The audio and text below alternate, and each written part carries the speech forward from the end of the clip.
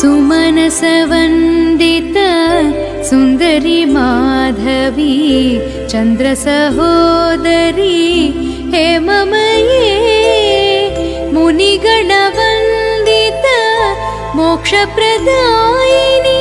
मञ्जुलभाषिणी वेदनुते पङ्कजवासिनी देवसुपूजित सद्गुणवर्षिणी शान्तियुते जय जय हे मधुसूदन कामिनी आदिलक्ष्मी सदा पालय माम्। ऐ कलिकल्मष नाशरि कामिनी वैदिकरूपिणी वेदमयी